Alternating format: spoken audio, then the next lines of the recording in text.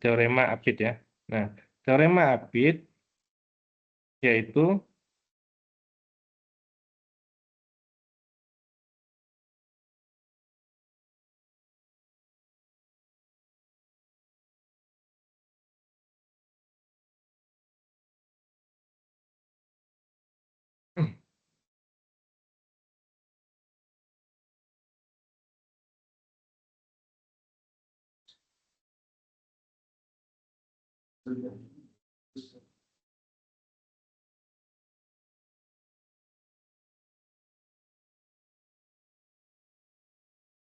ya.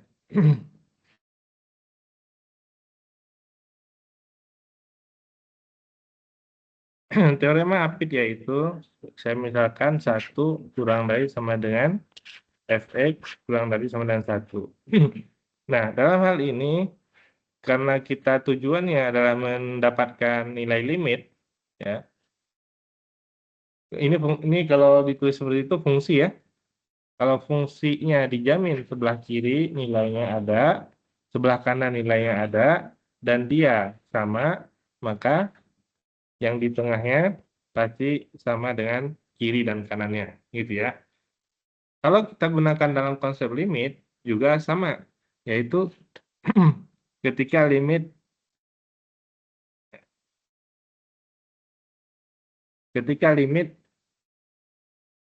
x mendekati, ini titiknya C ya, berarti x mendekati C, gitu kan, cara bacanya ya. Kalau kita menggunakan limit fx, boleh fx itu maksudnya sembarang, bebas ya. Kita tahu nilai sebelah kanannya ya berapa gitu, 1, 2, 0 terserah. Misalkan di sini 0, sebelah kirinya juga kita tahu nilainya adalah 0. Nah, pasti yang tengah ini nilai limitnya juga sama dengan 0. Nah, itu adalah teorema Apit ya. Itu sangat sederhana cara berpikirnya ya. Jadi kalau kita menjamin sesuatu, maka kita bisa memastikan itu. Nah, enak nggak kalau menjamin sesuatu? Enak kan?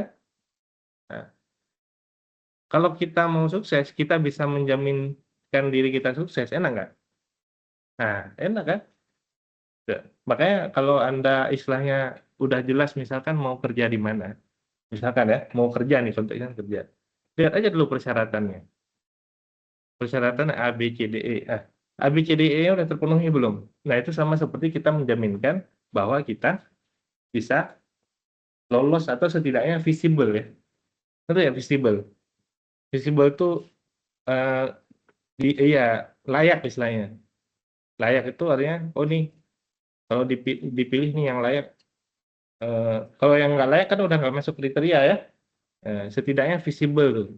Apalagi kalau bisa menjamin, menjamin tadi kiri kanannya nilainya apa? Ada 0 sama, maka di tengahnya pasti 0. Apa salah satu yang bisa menjamin tuh kalau misalkan cari kerja? Pekerjaannya nggak bisa digantikan. Itu pasti dijamin. Kita ya pasti bekerja di situ. Ya, tukang crane misalkan ya, yang naik ke lantai berapa itu lantai 50, dia cuma gerakin crane aja. Tapi apa bisa digantikan dengan mudah? Enggak, karena pekerjaan seperti itu tuh ya walaupun cuman apa kayak nyetir biasa gitu ya, cuman muter-muter itu, tapi itu belum tentu orang bisa gitu ya. Nah, itu sangat sedikit itu. Bahkan ada yang tukang ganti bola lampu ya di menara gitu ya, di trotoar, di menara yang paling tinggi di laut mana gitu ya, ada tuh videonya. Cuman ganti lampu menara dan gajinya tinggi gitu. Nah, karena tadi jaminan yang bisa melakukannya itu. Saya pernah mengasih contoh ya, kalau saya motor ban saya bocor, walaupun gelar saya S2, S3 juga, ya sebenarnya nggak terlalu berguna karena dia eh, keahliannya yang pertama keahlian tukang tambal ban, yang kedua pekerjaannya nggak bisa digantikan, kecuali saya belajar gitu, belajar dulu lama gitu kan, nggak nyampe ke tujuan saya itu, belajar nambal dulu misalkan. Jadi kita cobalah setidaknya menghargai namanya usaha orang ya, menghargai usaha orang.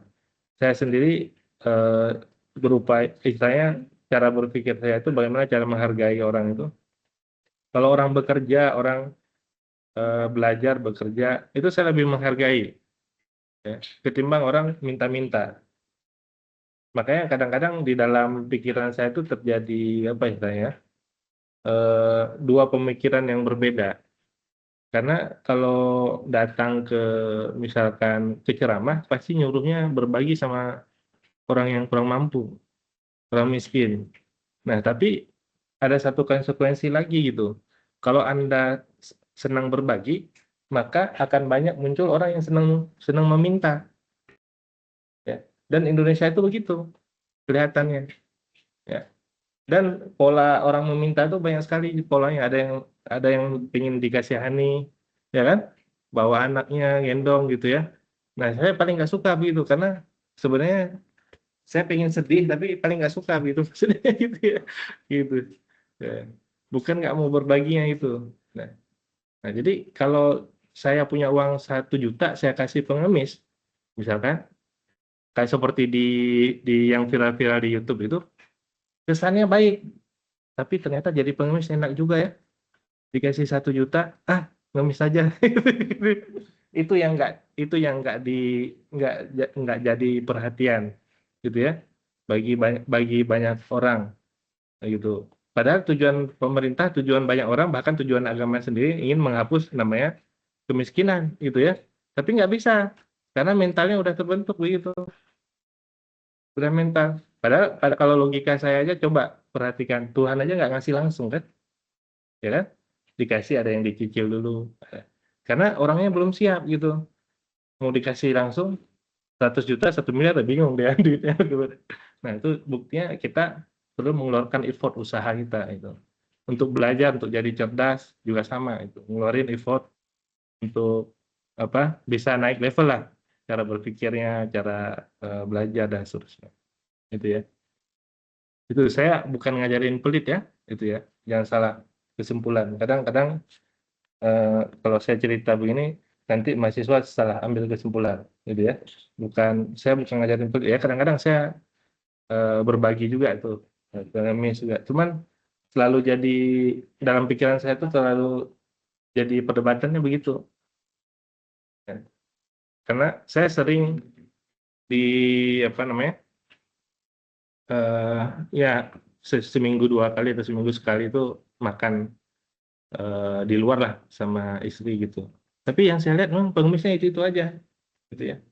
Misalkan gitu ya, gitu. Bolak-balik itu contoh gitu ya. Boleh nggak mengemis? Boleh kalau pada saat dia tidak memiliki makanan pada saat itu aja, ya. Dan mengemis untuk sekedar cukup makan aja, ya. Nah, itu, ya.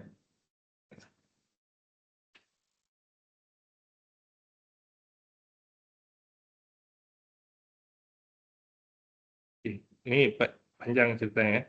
Eh, jadi contohnya tadi intinya adalah menjamin bahwa sebelah kirinya nilainya ada, sebelah kanannya nilainya juga ada, dan nilainya sama. Maka di tengah itu nggak perlu dihitung. Nah ini nggak dihitung nih di tengahnya. Maka di tengah itu langsung diambil kesimpulan, gitu ya.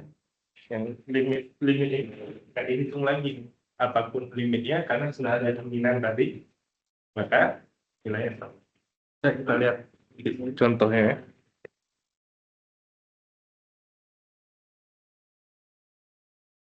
Nah, ini kalau ini nggak usah dihafal, biar saya aja yang udah hafal dulu ya. Kalau mahasiswa ngapain? Soalnya mahasiswa kalau disuruh belajar yang atas ini, dia besoknya nggak kuliah lagi nih. Ini langsung. Besok udah ada alasan sakit Pak, ya, itu mikirin itu, mikirin.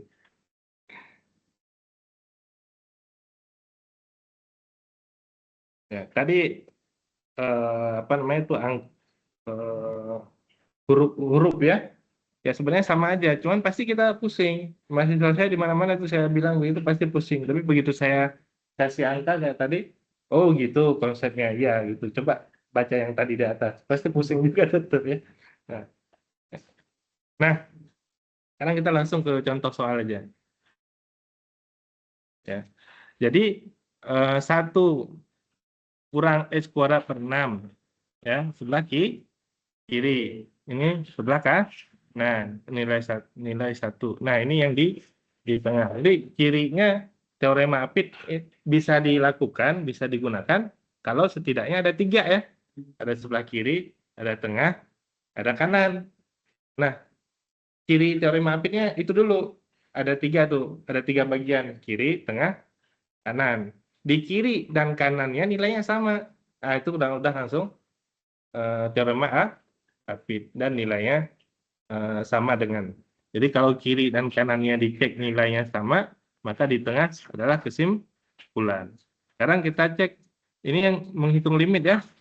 Nah, jadi awalnya 1 kurang X kuadrat per 6, kurang dari sama dengan sin X per X ya. Saya tulis pecahan biar lebih mudah. Kurang dari sama dengan 1. Nah, ini kan menghitung limit yang ditanya ya. Ya tinggal kita tambahkan limitnya X mendekati, ya berarti sama, kirinya mendekati 0, tengah, kanan juga mendekati 0. Ya. Ya. Limit X mendekati 0, ini kan persamaan, ini yang ditanya kan beda ya, seperti halnya fungsi dan limit tadi. Ya, ini fungsinya, kalau limit tinggal ditulis limit X mendekati 0, sin X per X. Kurang dari, di kanan juga limit X mendekati 0, 1, ya tetap nilainya 1. Kurang dari sama dengan limit X mendekati 0, 1 kurang X kuadrat per. Nah, kalau udah seperti ini mana? Yang kanan dulu kita hitung. Ini nilainya adalah 1 kan? Karena nggak ada variabel X-nya ya. Jadi disubstitusi tapi nggak ada variabel X, ya udah dia berarti tetap 1. Yang kirinya X mendekati 0 berarti 1 dikurangi 0 kuadrat per 6 alias juga nilainya adalah 1. 1 kurang 0 nilainya 1 ya. Limit X mendekati 0, sin X per X. Nah, karena nilai kiri dan nilai kanannya sama gitu, maka kesimpulannya adalah limit X mendekati 0, sin X per X nilainya sama dengan 1. Gitu ya. Nah, itu adalah teorema Apit. Ya.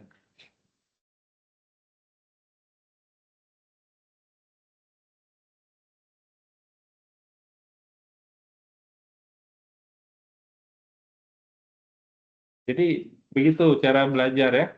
Masing-masing orang punya cara belajar yang berbeda. Tapi kalau saya sekarang lebih ke apa? Ya, tadi kalau suatu ilmu itu rumit, mulai dulu yang mudahnya. Ya, gimana cari yang mudahnya? Bahkan, ya mohon maaf mungkin kalau saya lihat ada yang kemarin itu nggak tahu di sini atau di kelas sebelumnya. Ya misalkan nggak bisa perkalian, perkalian ke dalam atau apa istilahnya itu asosiatif ya.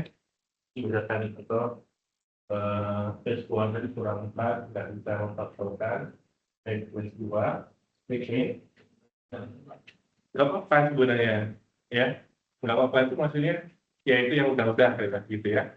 Tapi karena kita belajar, sedang belajar, ya artinya kita coba pelajari lagi gitu. Oh, ini konsep bentuk apa, bentuk pengfaktoran.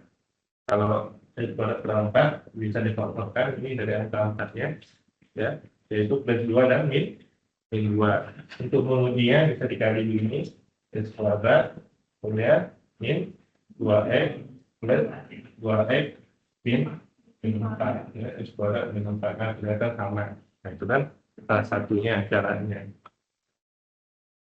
Jadi kalau ada yang nggak bisa dari materi-materi yang awal sebelumnya, nggak apa-apa, mulai dulu yang paling mudahnya. Karena kalau kita sudah bisa yang mudahnya, nanti akan muncul kepercayaan diri kita itu muncul, ya. Bisa, oh ternyata mudah, nah baru muncul. Kalau udah percaya diri, nah itu sebenarnya udah pasti dia akan belajar dengan sungguh-sungguh dengan baik gitu. Nah, kepercayaan diri itu yang sebenarnya sangat mahal ya. Ya. Karena kita kultur Asia sebenarnya ya ada positif ada negatifnya. Salah satunya kultur Asia itu sopan santun. Jadi kadang-kadang seringkali sopan santun itu kalau kita nanya dianggap apa memberontak ya, nanya itu memberontak ataupun kritis itu kayak nggak boleh gitu. Kultur Asia padahal itu berbeda, berbeda maksudnya.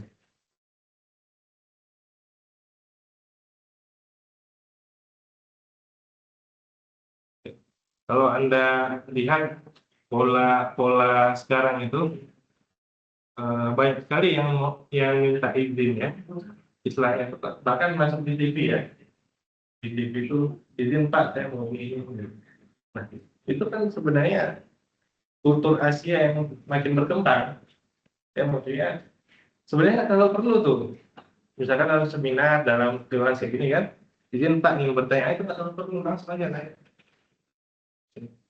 Itu sifatnya egaliter istilahnya itu, egaliter itu ya karena dalam hal belajar itu nggak ada istilahnya itu dosen itu lebih superior daripada mahasiswa gitu. Jadi mengenai izin itu seperti dosen itu lebih superior, jadi mahasiswanya itu takut kepada dosen, ada ketakutan di awal. Jadi sebenarnya itu apa ya, kultur sopan santun yang berkembang ya, bukan kultur akademik. Jadi ada rasa takut itu untuk nanya gitu, seperti itu.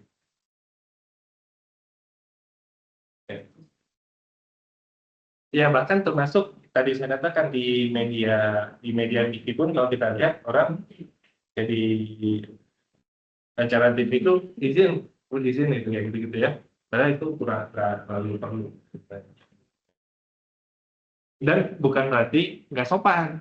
Nah itu kan. Jadi ada istilah anggapan itu tadi, izin tuh kayak nggak, kalau bilang izin itu sopan, kalau nggak bilang izin nggak sopan. Kalau di ya silakan. Ya silakan. Bertanya.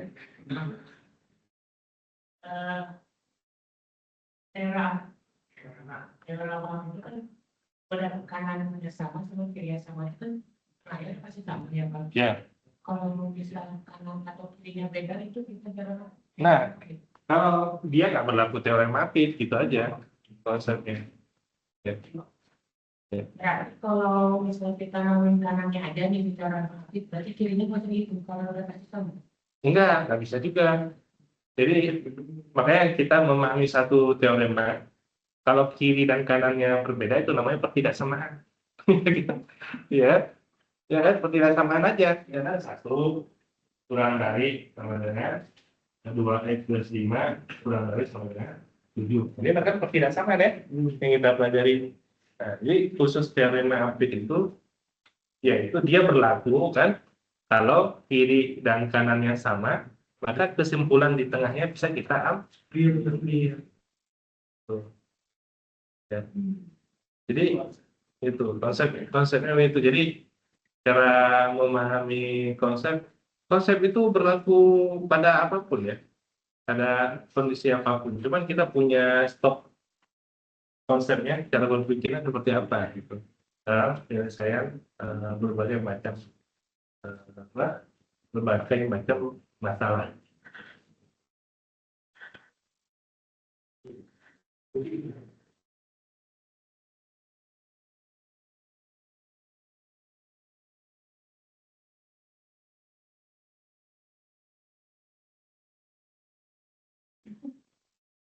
Anda bisa bisa menilai. Sebenarnya ketika saya mengajar, Anda sebenarnya sedang menilai saya ya.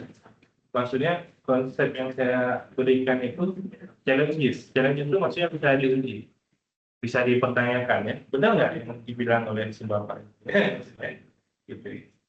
Jadi ketika saya pernah mengatakan hal yang sederhana, ketika eh, pemerintah negara Republik Indonesia. Kenapa saya beberapa kesempatan menyebutkan pemerintah negara Republik Indonesia?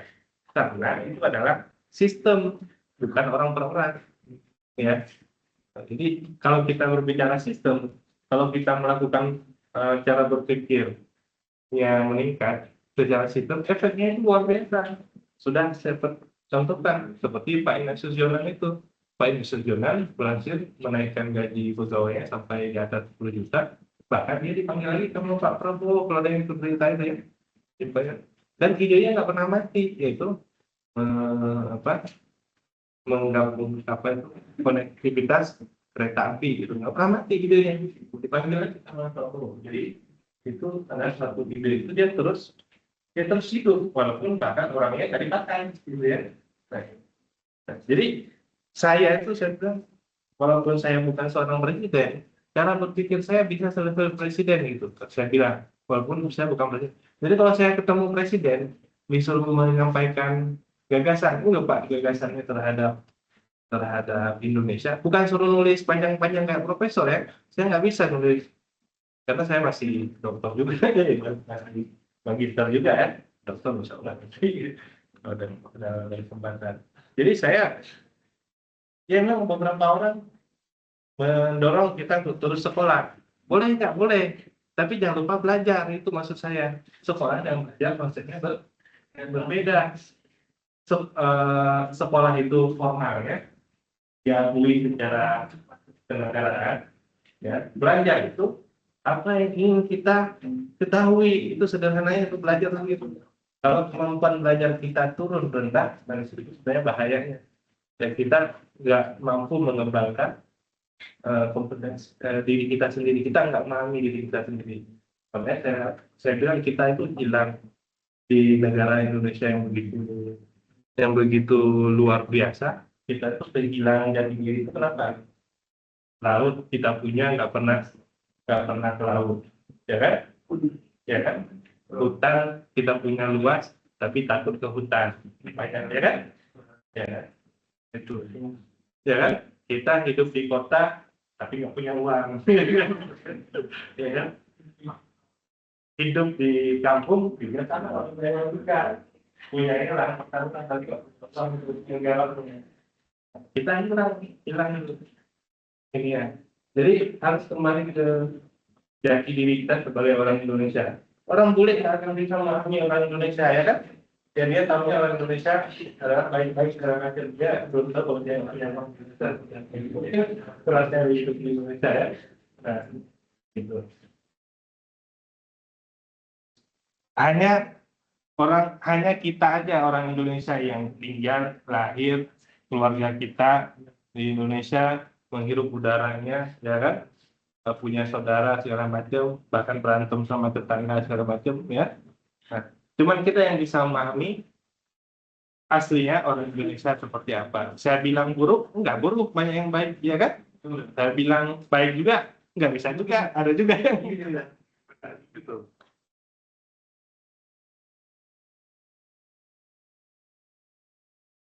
Jadi itu cara kita memahami suatu konsep ya. Ya. Jadi dalam konsep teorema Apit dijamin sebelah kiri ada nilainya, sebelah kanan ada nilainya, maka di tengah pasti ada nilainya. Nah, kayaknya udah langsung ada soalnya di bawah, kita lihat.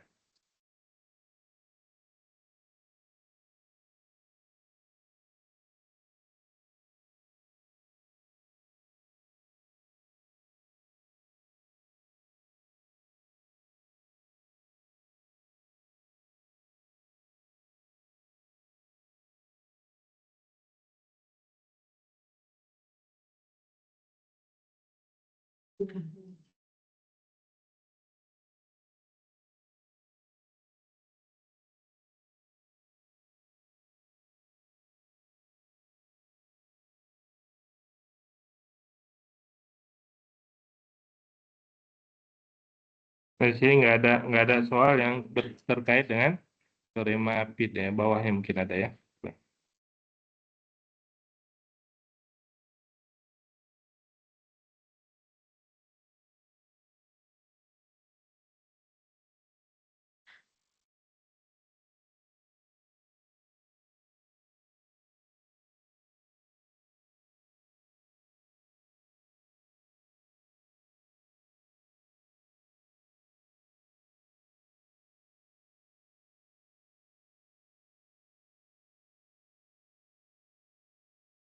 Ya.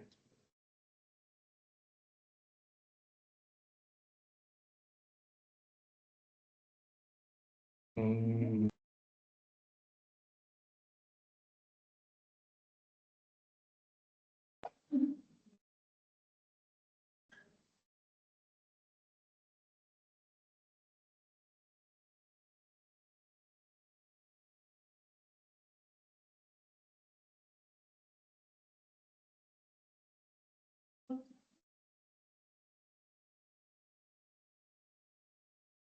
Derivatif. Oke, saya lihat cari contohnya dulu ya. Ini nggak penuh contoh.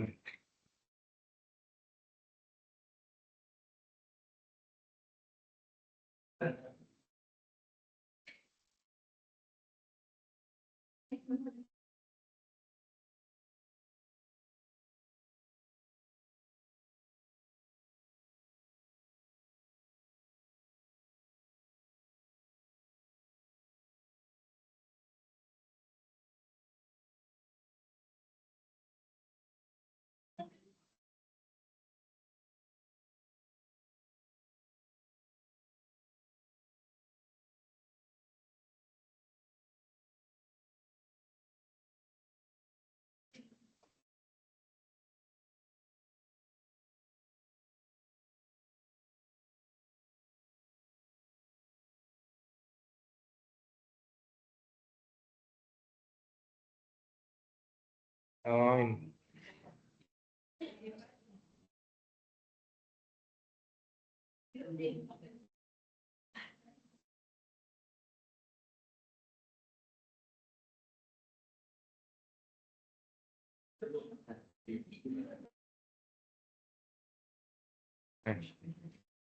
Nah, ini contoh lainnya adalah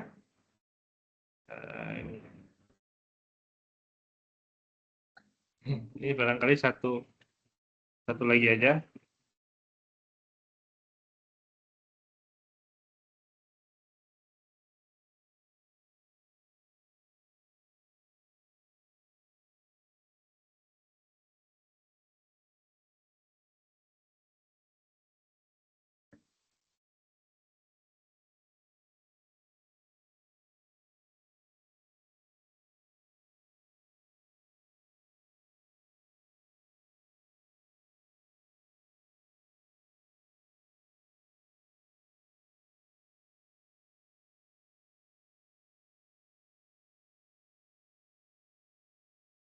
Ya, oke. Baik, satu lagi. Contoh soalnya adalah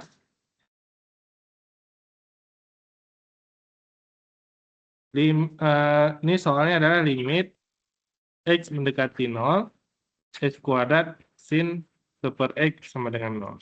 Kalau kita substitusi, itu nggak bisa. 1 per X itu 1 per 0 tidak terdefinisi, ya kan? Disubstitusi nggak bisa, difaktorkan juga nggak bisa, nggak ada faktornya. Gitu. Nah, dalam hal ini, karena yang sedang kita pelajari adalah teorema Apit, kita mengerjakan dengan teorema Apit, yaitu harus menjamin sebelah kiri dan sebelah kanannya sama. Nah, salah satu jaminan di sini adalah nilai sinus. Nilai sinus itu, dia, kalau saya gambarkan fungsinya kan begini nih, sinus. Ya kan? Apa itu? Dia jamin nilainya itu berapa? Dari 1, min 1, paling rendah min 1, paling tinggi 1. Nah, tapi di sini kan nggak diketahui itu tadi kan, sebelah kirinya berapa, sebelah kanannya nggak berapa. Tapi dilihat dari kode fungsinya, oh itu ada sinus tuh. Sinus tuh nilainya maksimal dia 1, paling kecil adalah min 1. Nah, baru dibuat dari situ. Nah, jadi sinus per X nilainya kurang dari sama dengan 1, lebih dari sama dengan min 1. Gitu ya. Dikali X kuadrat. Kenapa dikali X kuadrat? Ya supaya sama kan? Soalnya kan yang ini. Dikali X kuadrat. Ya supaya sama dengan soal. Dikali X kuadrat boleh dikali semuanya dengan X kuadrat. X kuadrat itu positif kan? boleh dikali semuanya. Jadi min 1 kali X kuadrat min X kuadrat. Kurang dari X kuadrat sin per X. Kurang dari X kuadrat kali 1. Sudah? Sudah. Kemudian diambil nilai limit X mendekati 0, X kuadrat sin per X kurang dari limit X mendekati 0, X kuadrat limit X mendekati 0 min X kuadrat. Nah, ini yang sebelah kirinya 0 kan? Yang sebelah kanannya juga. Nah, di tengahnya nggak usah dihitung. Langsung kesimpulan. Gitu ya. Limit X mendekati 0, X kuadrat sin per X. Kesimpulannya adalah limit X mendekati 0, X kuadrat sin per X sama dengan 0. Gitu. Itu penggunaannya, bahkan kita belum tahu tadi kiri kanannya. Kita tahu sinusnya aja tadi. Sinus batasnya yang akan 1 paling rendah min 1. Oh, bisa kita gunakan itu. Ya, kita nggak pernah menghitung ini. Yang dijamin adalah sebelah kiri dan sebelah kanan, sebelah atas dan sebelah bawah. Gitu ya. Ada pertanyaan? Gitu.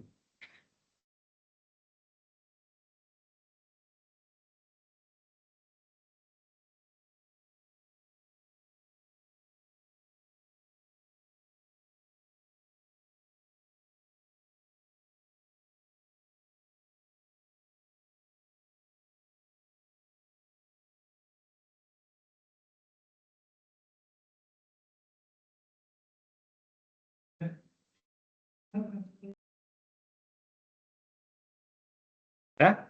Tidak ada pertanyaan? Aman? Aman? Ya, kalau aman segitu aja perkuliahan hari ini ya. Maksudnya yang itunya. Jangan banyak-banyak gitu ya.